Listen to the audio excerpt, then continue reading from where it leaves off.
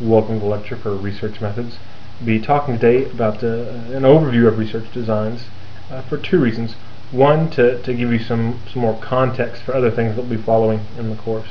And two, to help you start maybe get an idea of what type of research design would work best with whatever idea you'll be thinking up for your research proposal.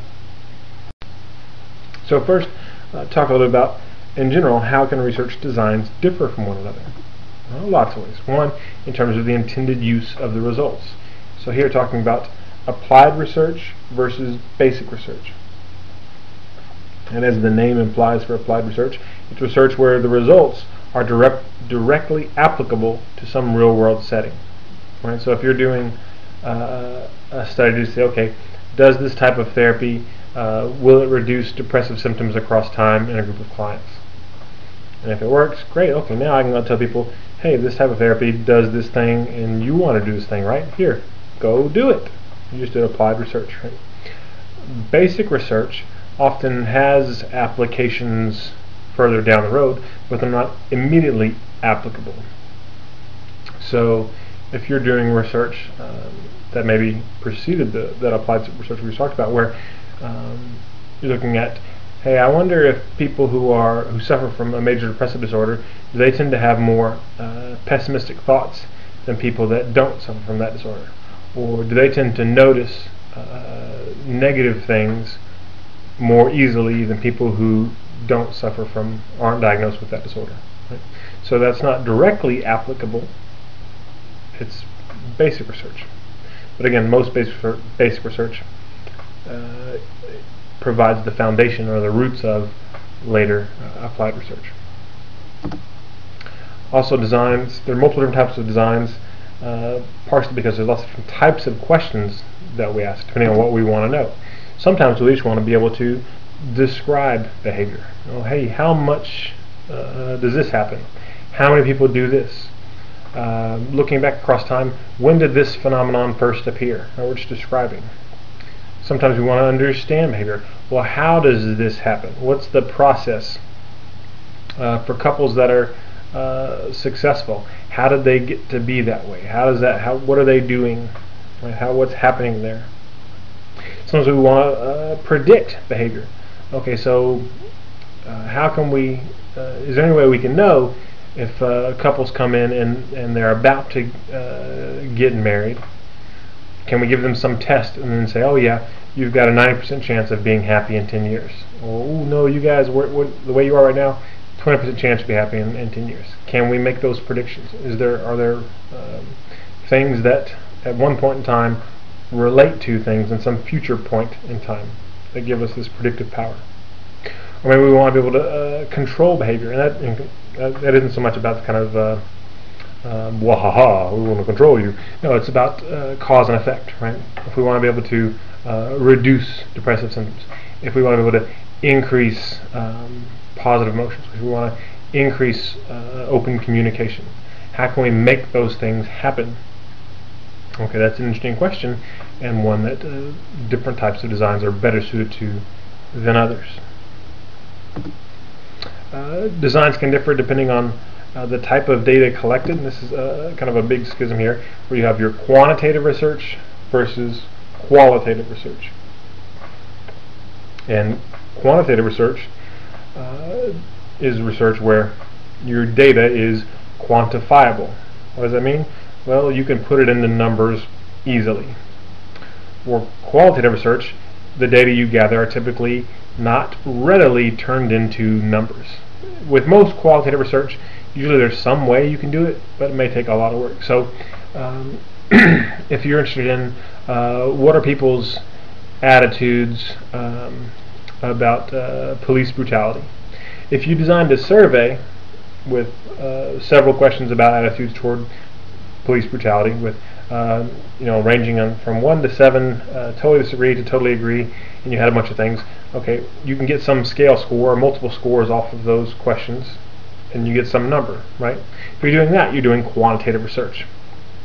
If you go out and you just interview people, hey, what do you think about police brutality? And you write down everything they say. Or you give them a survey that is an open-ended question, tell me what you think about police brutality. Again, That's qualitative data. And if they tell you a whole bunch of stuff, okay, those are a bunch of words, they're not readily turned into numbers. And there are some methods in that field that you can then turn it into more quantitative. But sometimes people don't do that. They really go with a qualitative. Okay, what am I looking for? Now I see these themes. But we'll talk more about that down the road. Just important to know those are two really different types.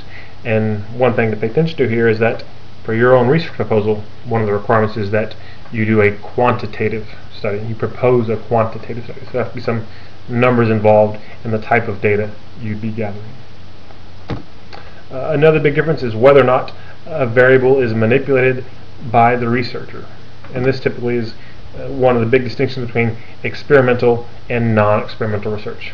With experimental research being where you're manipulating a variable. You're manipulating an IV, an independent variable. Right? Designs can differ depending on the time frame for when data are collected. So you've got cross-sectional research, where you're looking at people that maybe are different ages or have been doing things for different amounts of time. So, a first-year police officer compared to a group of officers who've been on the force for 10 years, a group of officers that have been on the force for 20 years. We want to look at something about their experiences. That would be cross-sectional research. We're gathering data at one point in time, but we're interested in changes across time, assuming that people that have been on for 20 years are different than those that have been on for 1 year because of being on the force. It's kind of the inherent assumption of that cross-sectional research. Or maybe you want to do longitudinal research, where you get somebody, they just now enter the police force, and then you get data from them now, you come back in 10 years, hit them again, and in the 10 years, you get data again. And now we can look at these changes across time.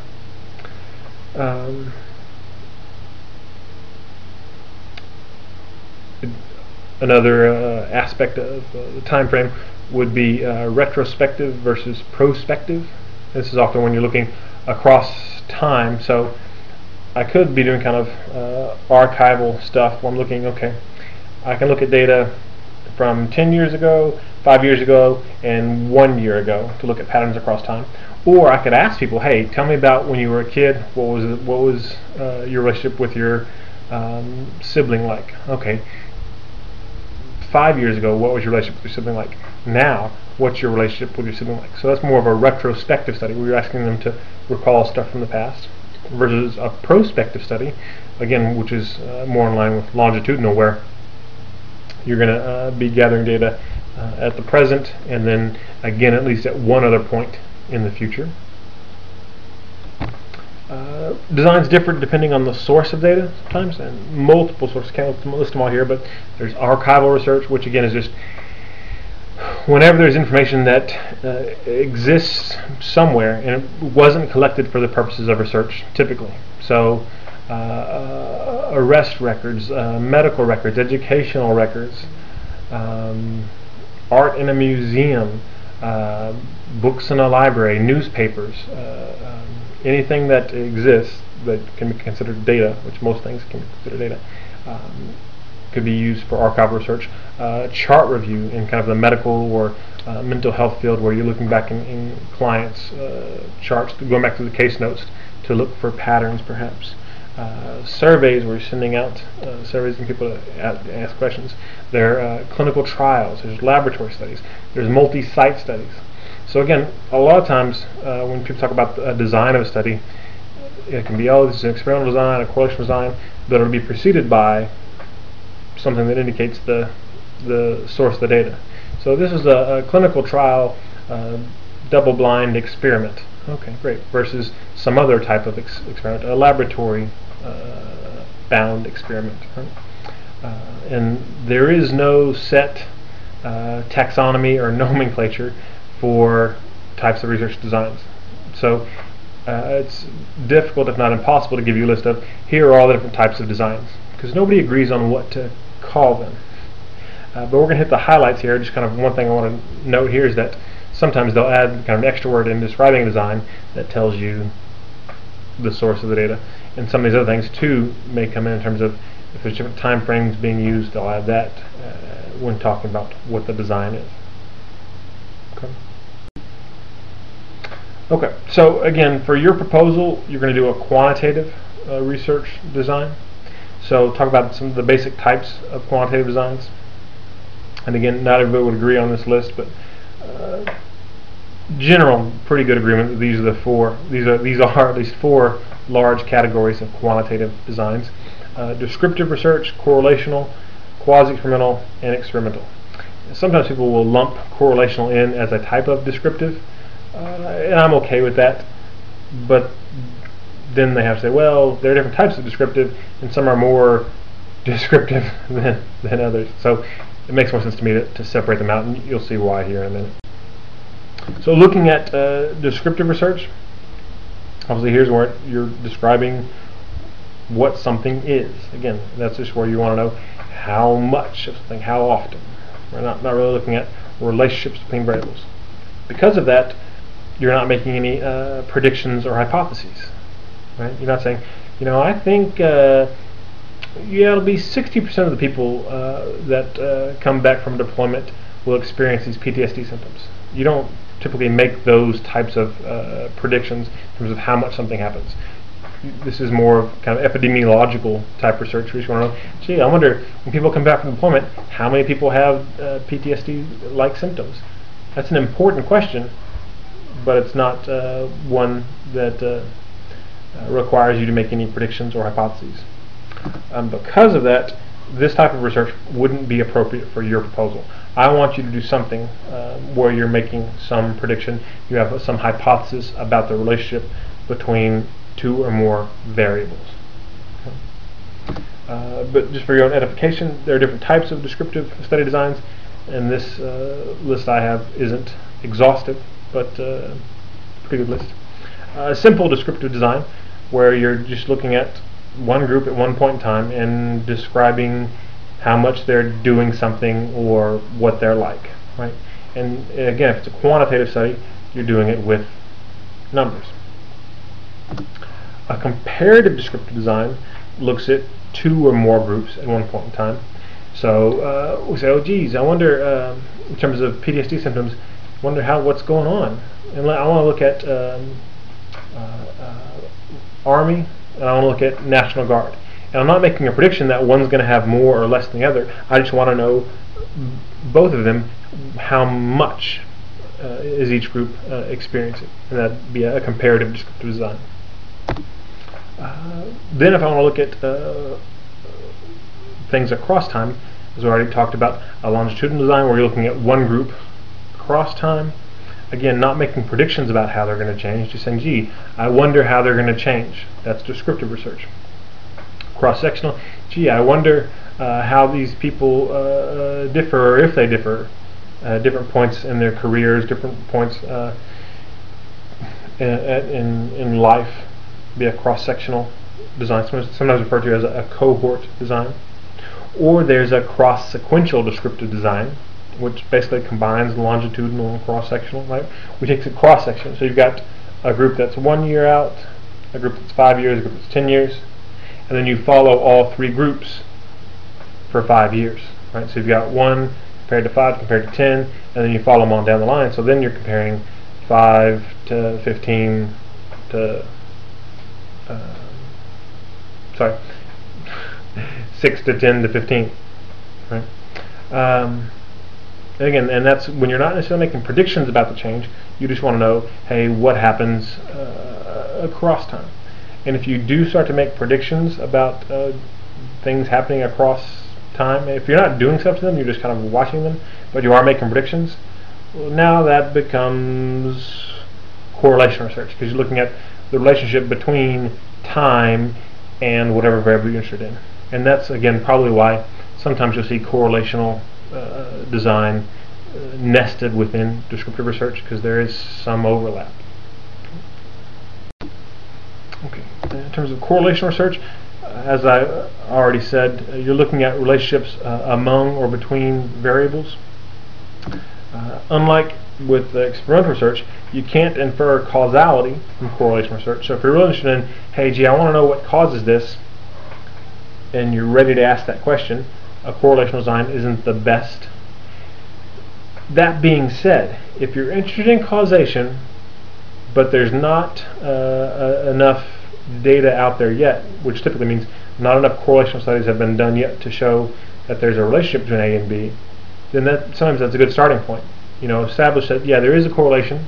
I'm going to do a study of that. The next study can come back and say, okay, now we know there's a relationship. Let's see if that relationship is causal. And now I'm going to do an experiment. Because even though correlation doesn't mean you can't infer causation, well, if there's causation, there should be correlation. Right? But as hopefully you've heard many times before, and you'll hear many times again, you can't infer causality from correlational research. So just because there's a correlation doesn't mean there's a causal relationship. You can't make that inference because of the third variable problem, right? So if A and B are correlated, well, it could be because A is related to C and C is related to B, and that's why A and B are related, because A was causing C, which then causes B, whatever this other third variable is. The example I always use is there's a correlation between number of ashtrays in someone's home and their experience with cancer, how often they've been diagnosed with cancer. Does that mean ashtrays cause cancer? No. Right, there's a third variable. Smoking causes you to have ashtrays, and smoking causes you to have cancer, and that's why there's a correlation between the number of ashtrays in your home and having cancer.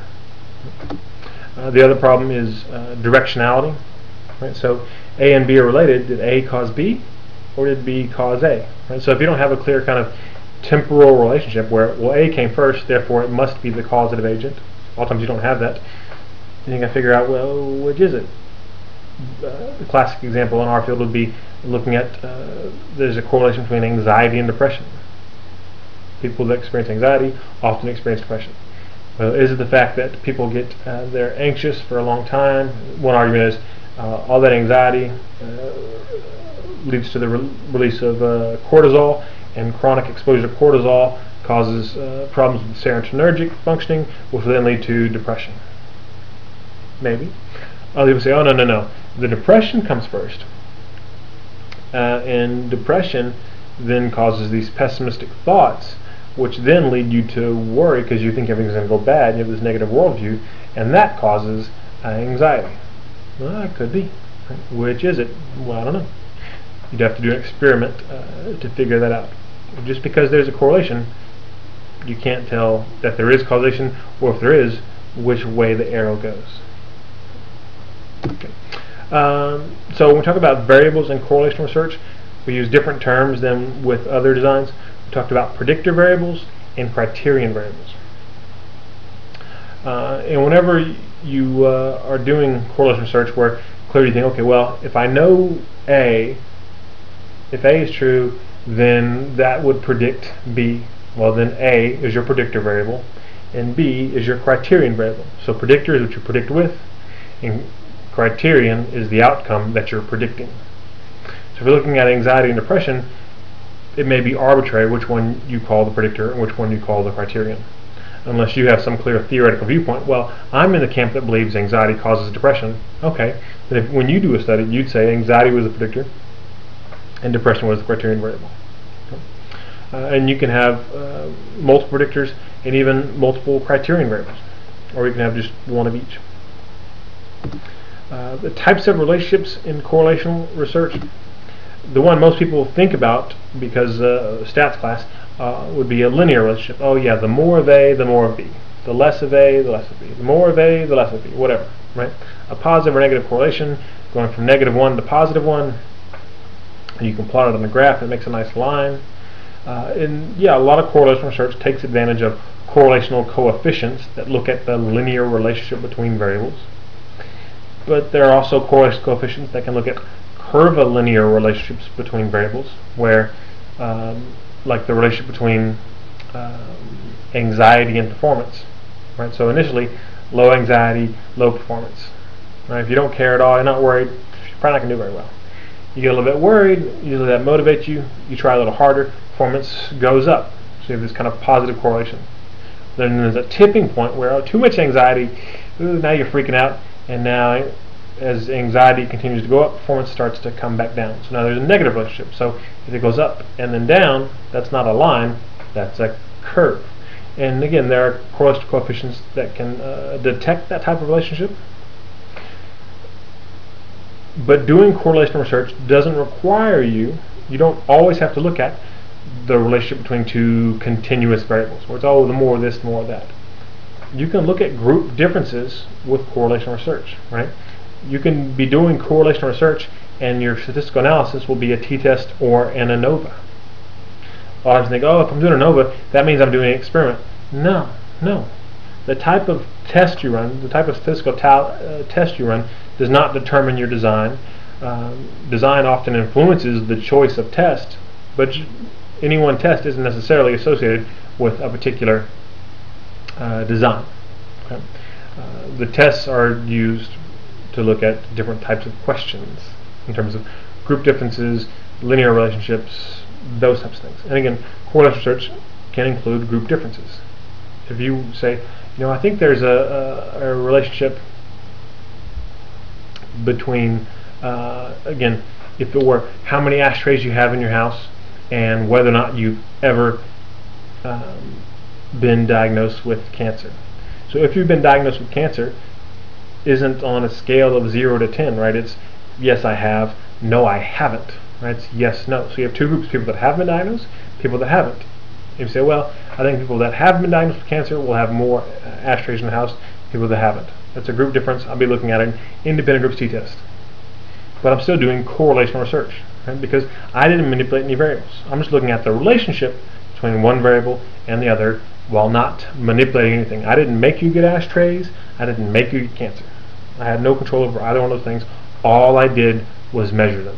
So when all you're doing is measuring variables, looking for a relationship, that's correlational research. Whether you have groups or one group, whatever.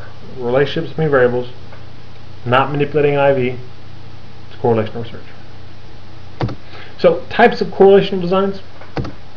Explanatory correlational design, sometimes also referred to as descriptive correlational design.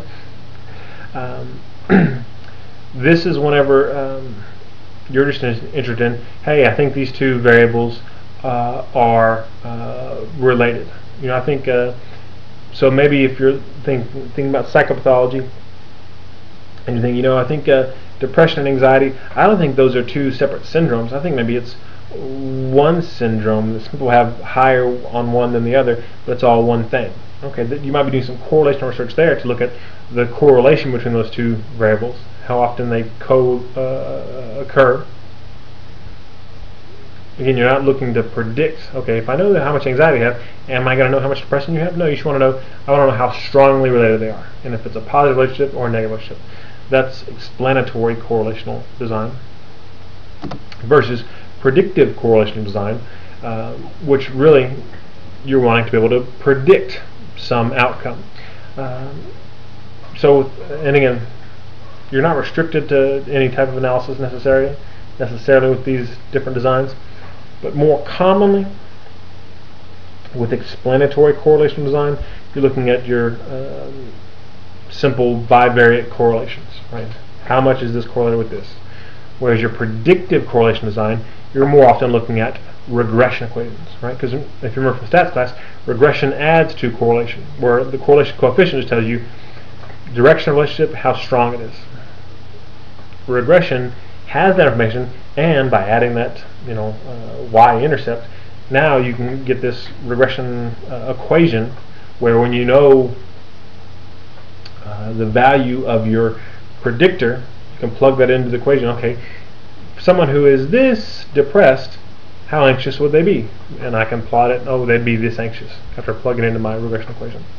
So if you're looking at something like that, we're looking to, well, I want to know if I can measure this now, can I predict this other thing later based on the data I'm going to gather?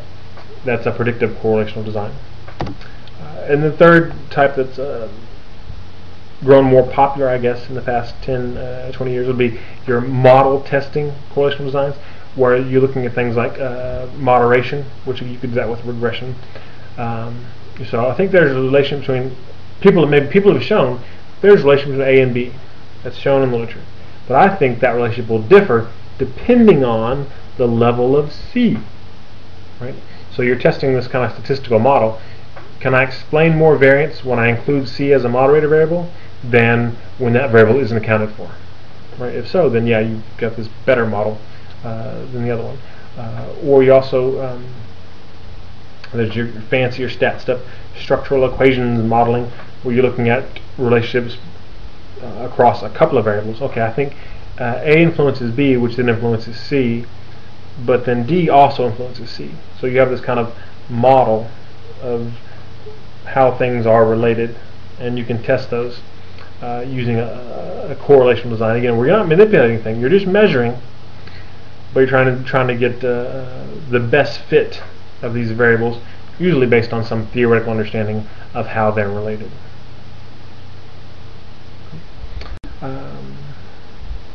Next, the third one was quasi-experimental research, and here's where you want causality, right? So that you're going in correlation, you're like, well, maybe causality, I'm gonna get down the road, but I'm just gonna measure stuff. Quasi-experimental research, you're like, well, I really want to do a bit more, but you can't quite meet the requirements for experimental research, which we'll look at what those are in a minute. So it's just under experimental, not quite as much internal validity. So what do you call your variables in this type of research? Quasi-independent variables and dependent variables. Okay, where your quasi-independent variables are, usually you're looking at groups. So how your groups differ is your quasi-independent variable, and your dependent variable is the thing you're measuring, what they're going to differ on. So what's missing from quasi-experimental research that keeps it from being experimental? Most frequently, it's that ability to assign participants to condition, right? Generally, in an experiment, we like people to come in, we get a whole big group of 40 people, and we randomly assign half of you here, other half you go here.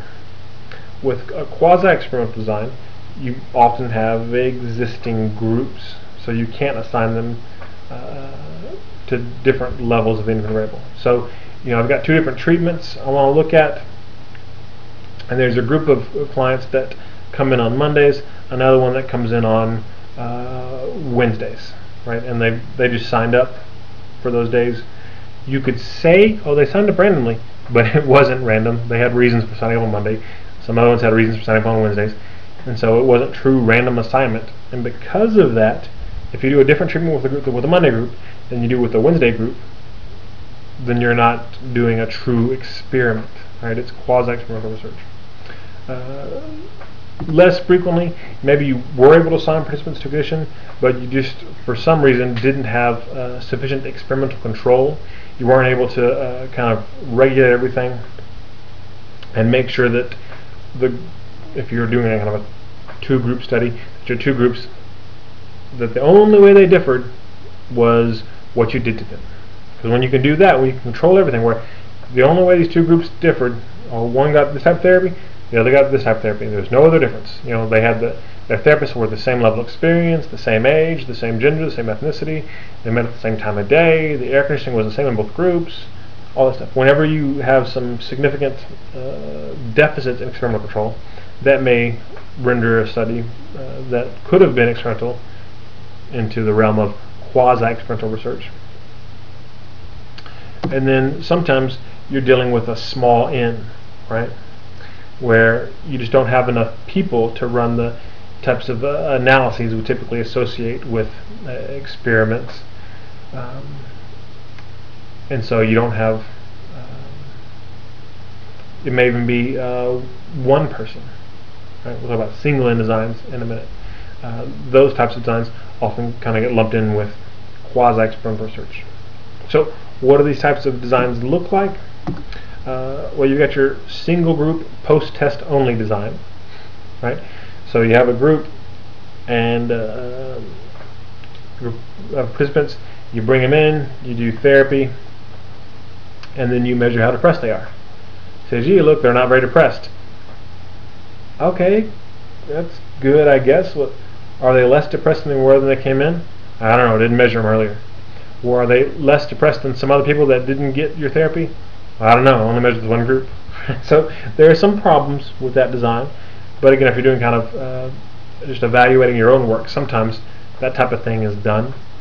Or if you're doing a new type of therapy, some kind of cutting edge stuff, maybe you don't want to go to all the trouble of setting up a big experiment. You say, well, I think this treatment works. I'm just going to collect some data when we're done and see how they're doing.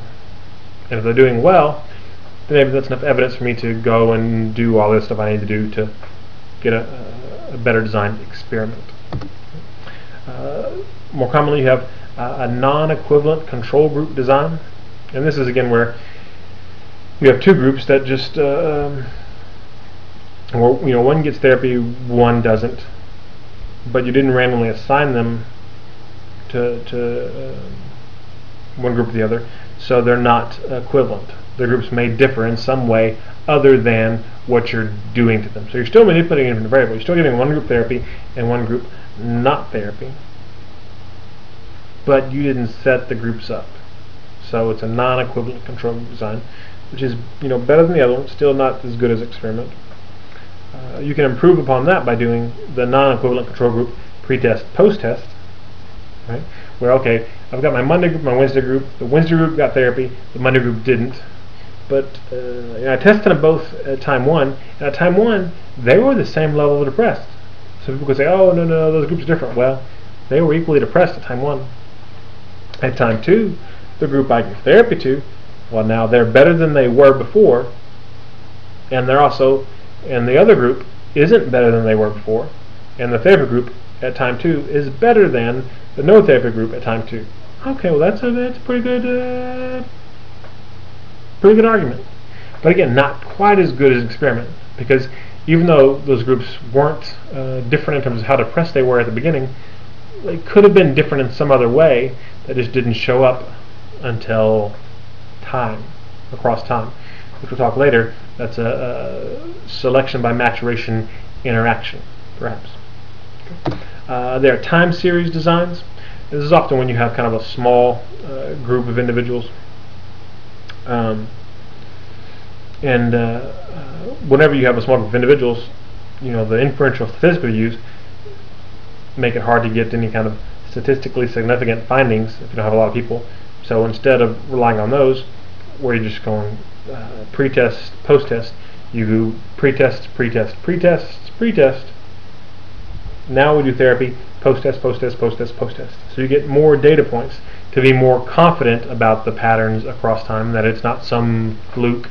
You're not looking at some sort of behavior that, if you charted out, would be this sine wave, and you happen to measure time 1 when it was down on a valley, and time 2 when it's up at a crest. No, you're measuring all these data points so you can see, okay, the behavior is fairly stable and low. Right after I did something, I started doing this therapy, did whatever, right after that, now the behavior was different and it stayed being different. Okay. Now you're fairly confident that something I affected the behavior. Right? There's some confidence in the cause-effect relationship there. Single-end designs, very, very similar to time series designs, with the difference being that single-end designs have fewer people, often just one person. And if you have a couple of people, which is fine with single-end, the thing is, if you have 4 people, you don't look at, let's look at the average across these 4 people. You look at person A, person B, person C, and person D. Look at all 4 people separately. The analysis is at the individual level. Whereas a time series design, maybe 10 people, but you're getting the average for those 10 people at pre, post. Otherwise, very similar. And we'll talk more about those, on all of these, in greater detail later. Okay, experimental research. And this is one where you get to infer causality, if you do it right? Which is often what you want. If that's what your research question is, I really want to know, does this cause this? If that's really what you want to know, figure out how to design an experiment to test that. So what do we call the variables here? We say we have independent variable or variables and one or more dependent variables. Right? Where the independent variable is what the researcher manipulates. Right? Where we're going to have groups. In these, I'm going to treat this group differently from that group. Right? You get therapy and you don't. Therapy is the independent variable. You watch a horror movie and you watch a comedy movie. Type of movie is the independent variable. Right? The dependent variable is the thing that we're measuring, that we hope that our plan is what they do when we're measuring it depends on what we did to them, depends on the independent variable. So I'm measuring depression, hoping that how depressed you are depends on if you got therapy or if you didn't. I'm going to measure heart rate, hoping that again your heart rate, how high it is, will depend on what type of movie I made you watch. Right? So independent variable, dependent variable. 3 hallmarks of experimental research. 1, you manipulate an independent variable. 2, you have power to assign to condition or to groups or to level of the independent variable. And these all things all mean the same thing, but you'll hear them said differently or see them written differently. You're manipulating the IV, you've got the power to assign to condition, and you exert experimental control. And again, as I already alluded to, exerting experimental control is doing all those things where people in different conditions, different groups, different levels of the independent variable, that their experiences in your study are as close to identical as possible, with the exception of what you're manipulating. So you got therapy and you didn't, but both of you came and talked to somebody. Both of you had to drive up to this clinic on the same day, the same time, all that stuff. As similar an experience as possible, except for this one thing. And when we do that, well, now if I see a difference later, well, everything else was the same. The only thing that differed was therapy. If they're different, must be because of the therapy. And that's why the experimental control is so important. Okay. In terms of types of experimental design, there are between subjects designs, and here's where your independent variable, your 2 groups really are 2 groups. Again, you can have more than 2 groups, but for simplicity's sake, let's start with just kind of a 2-group model. And one group gets therapy, the other doesn't. Right? So there's that difference between those 2 groups. I'm going to see what happens. So everybody in the study gets one level of independent variable. Either get therapy or I don't, between subjects. Within subjects design, I can get more than one level. I get therapy and I don't get therapy. Well, how do you do that? How do you get therapy and I get therapy? Well, you're talking about doing it across time, which is why it's sometimes referred to as a repeated measures design. Right? So I get one group, and instead of dividing them into get therapy, don't get therapy, I say, okay, everybody come in, let's measure how depressed you are right now. Right, get a baseline, then I give you a therapy, and I measure that group again, and if the group is different from time 1 to time 2, and nothing else major happened in the interim, no history effects, then I conclude the therapy caused the difference. Right, and that's where each person, and again, the kind of cool thing about the within subject design is you're not comparing, oh, the group at time 2 to the group at time 1. It's the same group, so you're comparing each individual to him or herself, time 1 to time 2. Did this person change? Did this person change? Did this person change? And you're averaging all those changes. And if overall enough individuals changed in the same direction, that's evidence that you had some effect on the dependent variable. A matched subjects design typically takes advantage of the same type of statistical analysis as a within subject design, but it's just methodologically a little different. So instead of the same person being compared to him or herself, you get 2 groups of participants, so it's kind of like between subjects there, but it's not just randomly assigned to one, randomly assigned to the other. You get someone for your therapy group, you pick them out of your sample, and then you go back to your pool of participants and you find somebody else that is very similar to them. So okay, I got this participant here, and they're a 40-year-old male school teacher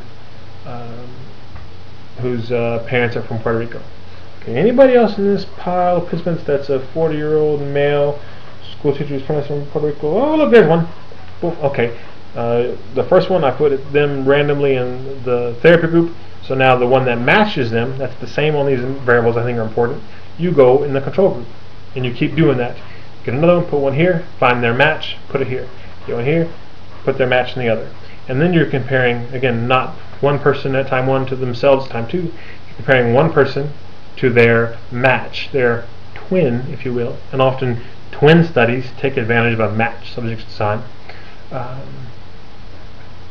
Because it reduces, we'll talk later, reduces error variance. Okay, so if you have between subjects, within subjects, matched subjects, which is very similar to within, and then mixed subjects, which basically is the combination of between and within. Well, how can it be between and within? Well, whenever you have more than one independent variable. Right? And most often, not always, most often, the designs I see where people want to do mixed subjects is whenever one of their variables is something like therapy, some intervention, and then the other variable is time, right? So they'll do pre-test, post-test, post-test, but they'll also do 2 groups, right? So everybody who's going to be in therapy, how depressed are you now? How depressed are you later? Everybody who's randomly assigned to not get therapy, how depressed are you now? How depressed are you later? That's a mixed subject design because one variable, therapy, is between subjects. Then the other variable, time, is within subjects because everybody gets time 1, measure time 1, and everybody gets time 2. It doesn't have to be that. You could do other variables where if you're looking at, okay, I want to know when people are making decisions, when they look at pictures of purported criminals and they're making decisions about how long to sentence them to jail, what affects those decisions? Right? Is it attractiveness and or is it maybe gender? So if I want to do that, I could say, okay, I'm going to do gender as a between subjects variable. So one group of participants will be randomly assigned to see only pictures of men. Another group will see only pictures of women. But then I do attractiveness as within subjects. So both groups see very unattractive people and very attractive people. So that one group sees very unattractive men and very attractive men. Another group sees very unattractive women and very attractive women. Okay? That would also be a mixed subjects design. But again, most commonly, people do it where there's some intervention as one variable and then time as your other one. Okay, finally, begin here. Choosing design for your proposal. Things to think about. Well, what's your question? Are you looking at some sort of causal relationship? Well, what's causing this thing to happen? If so, you may really be leaning toward trying to do something closer to experimental, if possible. Or are you really, well, no, I'm not interested in that. I just want to be able to predict something. I want to know, okay, can I tell when people come into grad school who's going to be successful and who's not? That'd be more probably correlational. If you're interested in change, well, I want to know how this thing changes over time. Then you're going to have to measure things over time. Right? If you really want to talk about change in your paper, then you've got to record data, or propose to record data, more than once. If you're looking at more kind of a cross-sectional thing, comparing, I want to see how hand-holding changes across time in marriages. So I'm going to interview couples that have been married 5 years, couples that have been married 50 years, see if there's a difference. Okay, that's a good idea, and you can look at differences in couples that have been married 50 years, couples that have been married 5 years, but you can't look at change because those aren't the same people. So you don't know that they did change. Okay? If you want to say, oh, I want to look at change, you've got to say you're going to have a design that includes measuring across time. Okay, if you're again kind of thinking about causal, can you manipulate the independent variable you're interested in? And so if you really, I want to know about the effects of combat exposure on PTSD symptoms. Okay, can you manipulate combat exposure? Probably not. Right, you may think of some kind of analog studies, which analog study is just a study where you're providing something that's sort of like what you really are interested in, but not the real thing. But generally, no, you can't manipulate that. So you're probably looking at more likely a correlation design. And the other thing, can you assign people to different levels of the independent variable? Right? So again, you say, well, I want to know, does having different degree of impairment related to PTSD symptoms, does that influence marital satisfaction differently? Okay, well, again, you can't assign people to have more or less PTSD. They're already, those groups already exist. They have what they have. So you're not going to be doing experimental there. It's probably going to be more correlational.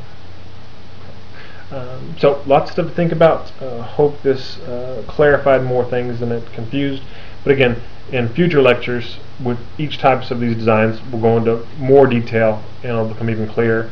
Just wanted to give you something up at the front end, so to help get you started. Okay.